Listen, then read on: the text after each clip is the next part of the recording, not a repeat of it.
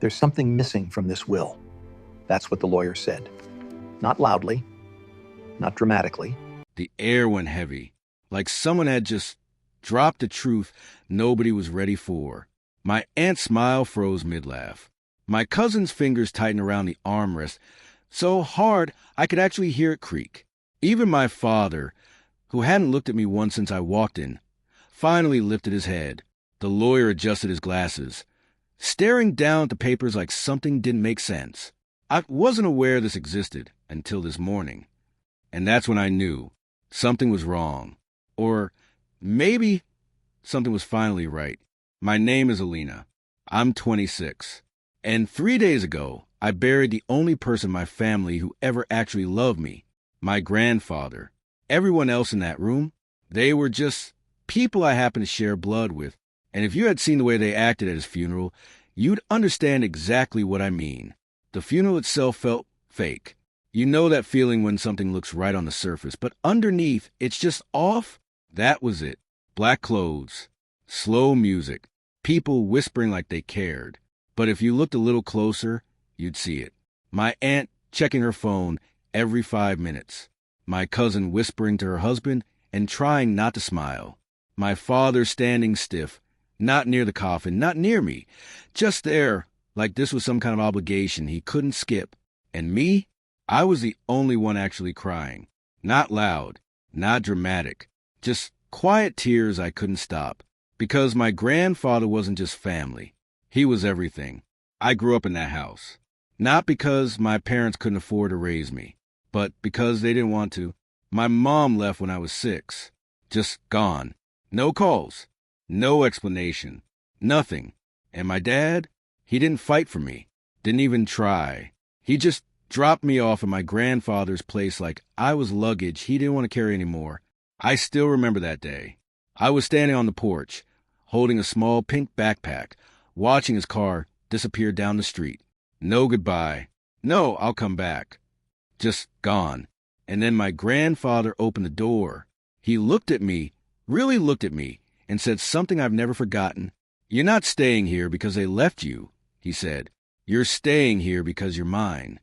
From that moment on, he raised me like I was his second chance at life.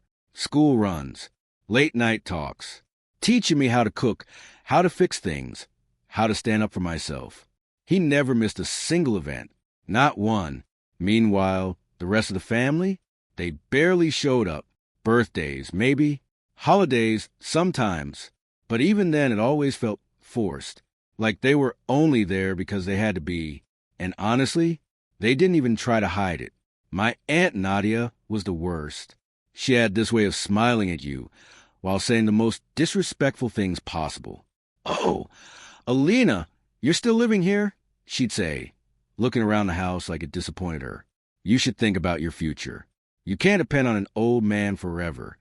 I was 16 the first time she said that. 16. And my grandfather? He didn't yell, didn't argue. He just calmly stood up, walked over to the door, and opened it. "You're right," he said. "She shouldn't depend on people who don't care about her." And then he looked straight at her. "So you can leave." After that, she didn't come around much. Not until he got sick. It started small.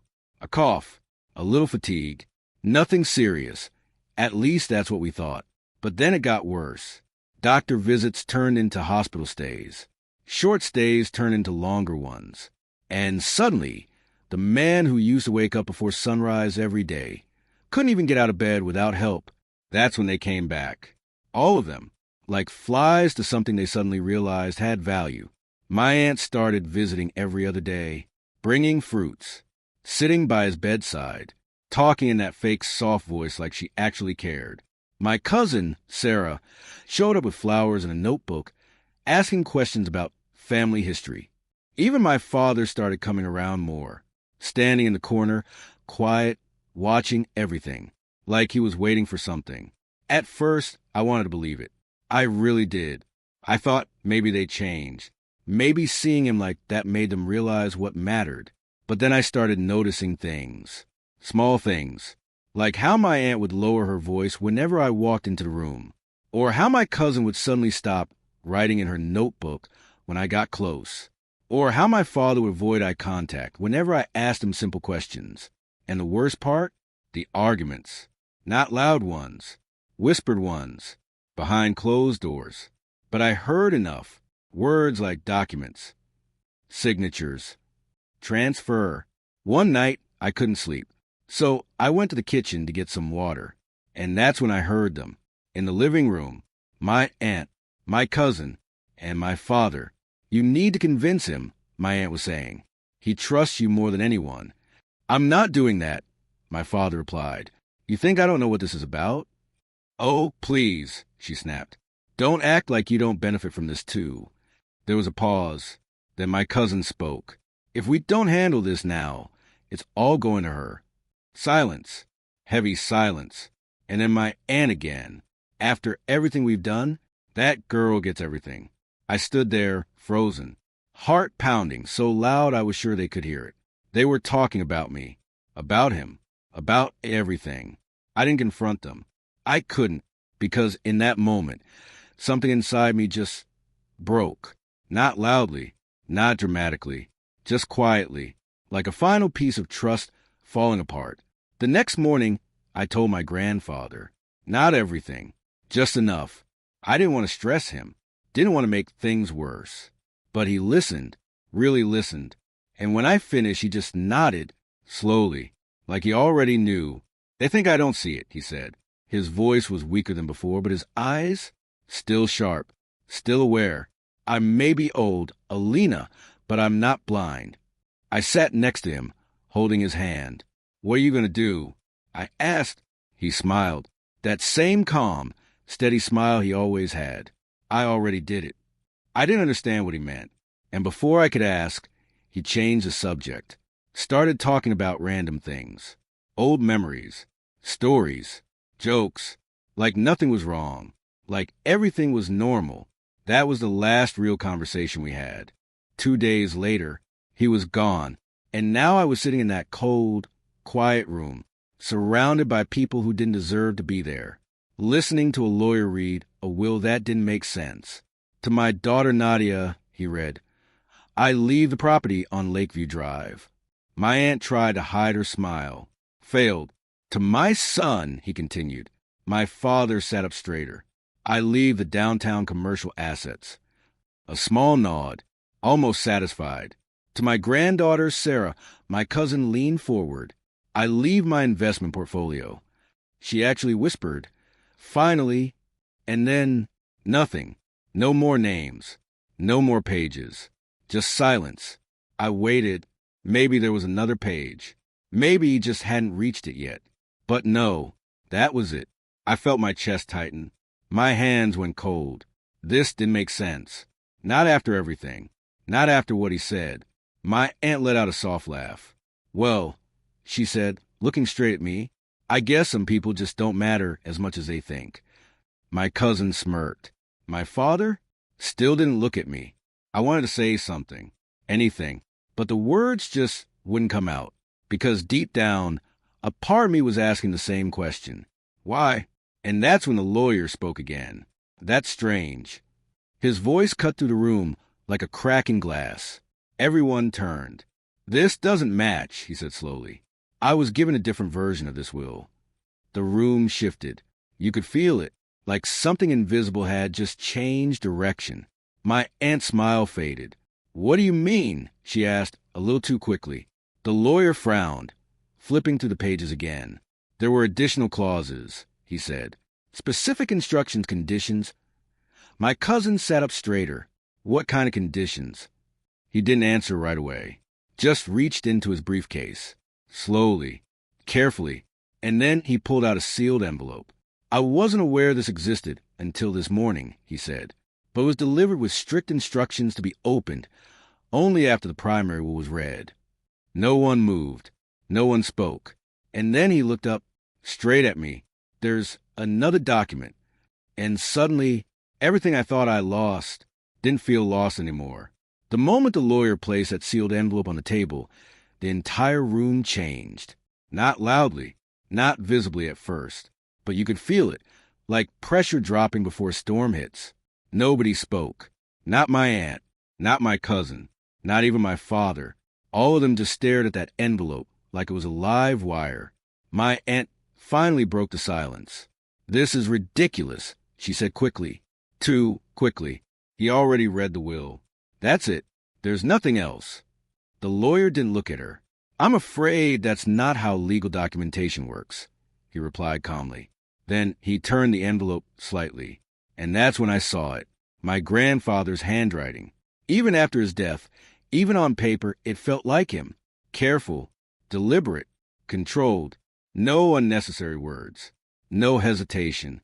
Just intent. The lawyer continued.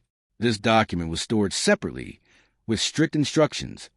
It can only be opened after the primary will is fully read and all named beneficiaries are present.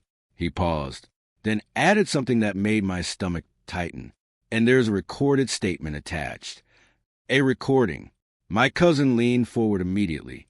What kind of recording? The lawyer adjusted his glasses again. From your grandfather. That sentence hit differently. Because suddenly this wasn't just paperwork anymore. This was him. Still speaking. Still watching. Even after everything. My aunt let out a nervous laugh. This is insane. He was sick. He probably wasn't thinking clearly. He was thinking very clearly. The lawyer interrupted. The way he said it wasn't aggressive. It was final, and that shut her up instantly. I stayed silent, because something inside me already knew. My grandfather didn't miss things. He noticed everything, even things people thought were hidden, especially things people thought were hidden. The lawyer carefully broke the seal. The sound of paper tearing in that quiet room felt too loud, like it didn't belong there. He pulled out a single folder, then another smaller envelope inside it, and finally a USB drive. My cousin blinked. What is that supposed to be? The lawyer didn't answer. Instead, he stood up and walked toward the screen at the front of the room. A portable display was already there, probably set up for formal reading. He plugged it in.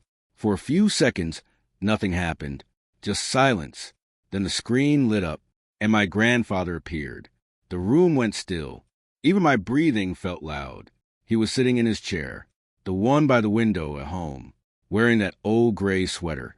He refused to throw away. His face looked tired, but his eyes, sharp, focused, alive in a way that made my throat tighten instantly. "If you're watching this," he said slowly, "then I am gone. No emotion, no theatrics, just truth." My aunt shifted uncomfortably in her seat. My cousin whispered, "This is creepy," but nobody left. Nobody even looked away. "I kept this separate for a reason," he continued, "because I knew what would happen when I died." A pause. Then his gaze shifted slightly, like he was speaking directly to them. Greed as a pattern. It never hides for long. I saw my father's jaw tighten, just slightly, but it was there. The video continued. "I gave you all a chance to be decent people. Some of you ignored it. Some of you pretended." His expression changed slightly. Not angry, disappointed. That hurt more. My aunt scoffed under her breath, but she didn't interrupt anymore. Then came the sentence that changed everything. "Before my passing, I created a second will." The room reacted instantly. My cousin straightened. My aunt froze. My father finally turned his head slightly toward the screen. "This will override the first," he said calmly, "but it is not based on blood." A pause. "It is based on behavior." The lawyer glanced up briefly, confirming what we were hearing, then back to the screen. My grandfather continued, "I watched how each of you behaved when I became sick." And suddenly the tone shifted, not emotional, observational, like he had been studying them, like data. "To Nadia," he said, and my aunt stiffened instantly, "I saw your visits increase only after you learned about my assets." Her face twitched, just slightly, but I saw it. "To my son," he continued. My father didn't move, but I noticed his hands tighten. "I saw you speak more about my condition in financial terms than in human terms." Silence dropped harder. "To Sarah," he said next. My cousin swallowed. "I saw you taking notes that were not about my health, but about my holdings." That one hit her directly.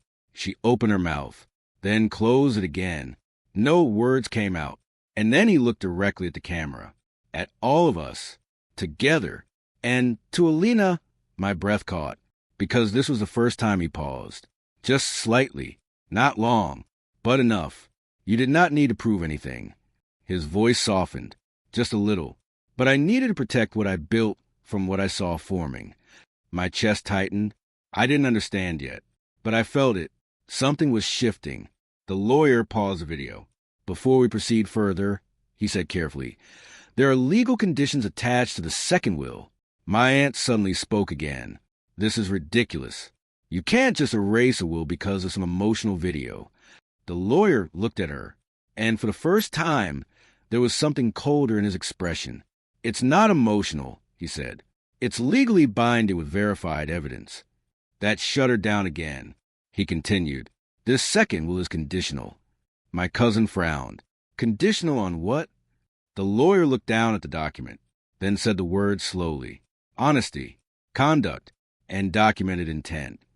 There was a pause, a heavy one. Then he added, all inheritance can be reduced or revoked if any beneficiary is proven to have acted in bad faith toward the deceased during his final months. My aunt's face changed instantly. Not confusion, not surprise. Fear. That's impossible, she snapped. How would he even prove that? The lawyer didn't answer immediately. Instead, he opened the folder and slid out a stack of printed documents, phone transcripts, hospital visitor logs, audio timestamps, bank activity summaries. My cousin leaned forward. What is all that? The lawyer didn't look up. Evidence. And then he placed the first sheet on the table. My aunt's name was highlighted at the top. Unauthorized attempt to access financial records during hospitalization period. My stomach dropped slightly. My cousin shifted in her seat. My father's face stayed unreadable, but I noticed something. He wasn't surprised. The lawyer continued. There are also recorded conversations attached. My aunt's voice went higher. This is an invasion of privacy. No, the lawyer said calmly. It's proof of intent. And then he looked up again. This was all collected legally. Your grandfather authorized surveillance of his own accounts and property during his illness. That sentence hung in the air. Heavy. Final. My grandfather had been watching, even when they thought he wasn't aware. Even when they thought he was too weak to notice. He had been recording everything. My cousin suddenly spoke again. So what? He just decided to punish us from beyond the grave? The lawyer shook his head. No, he turned a page. Your grandfather didn't design this to punish anyone. A pause. He designed it to filter. That word changed the tone completely. Filter. Like this was a revenge. It was selection. My aunt suddenly stood up. This is insane. I want this stop right now. But the lawyer didn't even react. Instead, he said something that made her freeze mid-step. You can leave if you want. A pause. But the process will continue without you, and your absence will be recorded as non-compliance. She stopped, slowly sat back down. Nobody was in control anymore. Not her, not anyone. And then the lawyer said something worse. There is also a final recorded message that has not been played yet. My cousin whispered, What now? The lawyer looked at the screen again and said, Your grandfather requested this be shown only if all beneficiaries were physically present and aware of the second will. He pressed play, and my grandfather appeared again, but this time he wasn't calm. Not fully. There was something sharper in his eyes now. He leaned forward slightly and said, If you're watching this, then you've already failed part of the test. Silence. And now, he continued, you will learn what failure costs. The screen flickered slightly, and the lawyer's hand stopped moving, because even he didn't know what came next. The screen flickered once. Then the room went completely still. Not the quiet kind of stillness where people are listening. The kind where everyone realizes they've lost control of the situation. My grandfather's face filled the screen again. But this time, something felt different. He wasn't just speaking. He was delivering judgment. If you are still here, he said slowly, then you chose greed over dignity. My aunt shifted in her seat. My cousin crossed her arms tightly. My father stared at the floor like it had answers. And that means, he continued, you will hear everything you tried to bury. The lawyer didn't move. Nobody did. Even breathing felt like a mistake in that moment. Then the recording changed. A folder opened on screen. A list appeared. Names, dates, evidence. My cousin whispered, "What is this?" The lawyer answered without looking at her. The full audit. And then the first clip played. My aunt's voice. Clear, loud, panicked. "We need to make sure he signs before he gets worse. After that, it won't matter." My entire body went cold, because that wasn't taken out of context. That was intent. The room erupted instantly. "That's edited," my aunt shouted. But nobody responded, because the next clip played immediately. My cousin, "I already drafted the transfer documents. We just need his approval while he's still mentally stable." Her face went pale the moment she heard it. She shook her head rapidly. No, that's not." But the lawyer raised his hand. "Silence." And she stopped. Then came my father's voice. And this one was quieter, more controlled. "But worse. If we wait too long, everything will go to her." A pause. "And I'm not letting that happen." That's when I felt it. Not shock, not confusion. Just something breaking. Because hearing it out loud made it real in a way whispers never could. My grandfather's voice returned over the recording. "Every word you said, every step you took, I documented." A pause. And I waited. The screen switched again. This time showing legal documents. Verified timestamps. Security footage. Hospital visitor logs. Even financial access attempts. The lawyer finally spoke. "Your grandfather authorized independent monitoring of all estate-related activity during his illness." He looked up. "Nothing here is alleged. It is all verified." My aunt suddenly stood again. "This is illegal. You can't record family like this." The lawyer's tone didn't change. He didn't record family. A pause. He recorded threats. That word hit harder than anything else. Threats, not relatives, not heirs. Threats. My cousin grabbed her phone under the table. I saw it. The lawyer saw it too. He didn't stop her. He just said one thing. "Everything is already backed up." Her hand froze. Then the final part of the recording began. My grandfather leaned closer to the camera. His voice softened slightly. Not in weakness. In finality. "I did not build what I have for it to be destroyed by greed." A pause. "So I built a test instead." The screen shifted again. A new document appeared. The second will. The lawyer stood slowly. "This is a legally binding second will," he said, "and its conditions are now active." My aunt leaned forward. "What conditions?" The lawyer read directly. "To inherit anything, each beneficiary must demonstrate ethical conduct toward the deceased's legacy, assets, and named dependents." A pause. "And any proven manipulation attempt results in immediate disqualification." My cousin whispered, "This is insane." But nobody disagreed anymore, because we had already seen the proof. The lawyer continued reading. "Nadia, disqualified." My aunt's head snapped up. "What?" "That's not. Attempted financial manipulation during medical incapacity period." The lawyer continued calmly. She froze. "Sarah, disqualified." My cousin stood up immediately. "Wait, no, you can't just—" "Documented intent to influence asset distribution under false pretenses." Silence dropped again. My father didn't even ask. He already knew, but the lawyer said it anyway. "Ollie, pending review." My father looked up sharply. For the first time, the lawyer continued, "Due to partial compliance and non-direct manipulation evidence." A pause, but flagged for passive complicity. That hit differently, because even silence was now evidence. Then the lawyer turned toward me.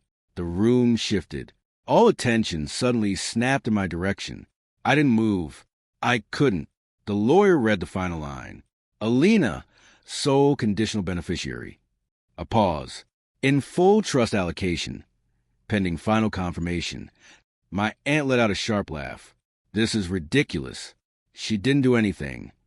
The lawyer turned slightly. She didn't attempt to exploit him. Silence. That is what he valued most. The room went dead again.